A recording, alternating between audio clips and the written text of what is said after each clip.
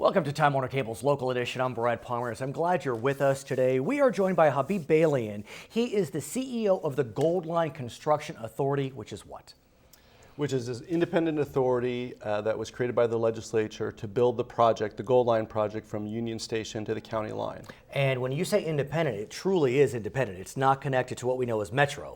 That's correct. We build the project for Metro. So we are in charge of the construction, the planning, the design, putting the funding together, overseeing all the construction, getting it to a point where it's completed and ready for testing, and then we turn it over to Metro. So Metro will inherit it long term. But there's great news coming out of the Gold Line. Of course, we know Union Station to Pasadena. It's actually some beautiful stations along that line, especially in downtown through Chinatown.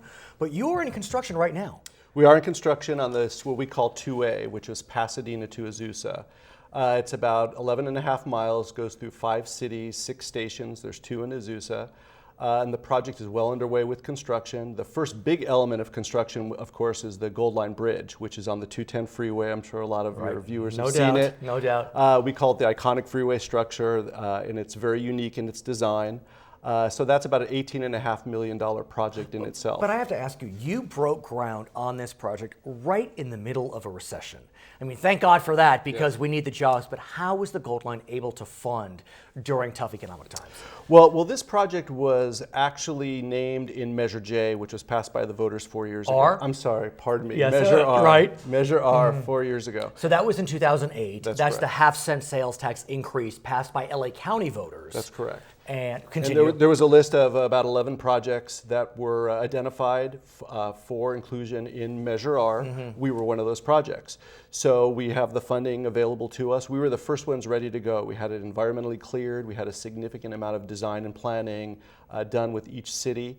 So it gave us really an opportunity to get started very quickly. So this is Pasadena to Azusa and should be done in what, 2.5 years, let's say? Exactly, 2.5 years. But more exciting news is you're not done after you get to Azusa. There is phase 2B. That's correct. Which is Azusa to?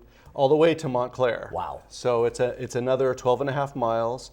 It goes through 6 cities. The cities out there are very supportive of this project, and they see it as an opportunity for them to develop around all of these stations. And what's nice is it stops in some important centers: Glendora, Pomona with its university, Claremont with its university. So these are key stops for an area that is expanding dramatically. That's correct. And just going back to 2A actually, the temporary terminus is at Citrus. So it's right at Citrus College and Azusa Pacific. So this is wonderful for those schools. Then there's phase 3, which goes from Montclair to Ontario. That's correct. Ontario Airport, Ontario please. Airport, exactly. No, that's huge. Yes. That really is huge, because Ontario Airport is an airport that is, well, there's some fighting going on between LA and Ontario, but it's looking to grow and expand, and so it's another alternative for those maybe in the San Gabriel Valley. Right. Long-term alternative. A long-term alternative is Ontario Airport. Right. I'm talking 30, 50 years out. Ontario is going to be very important to the region. So in terms of 2B and 3,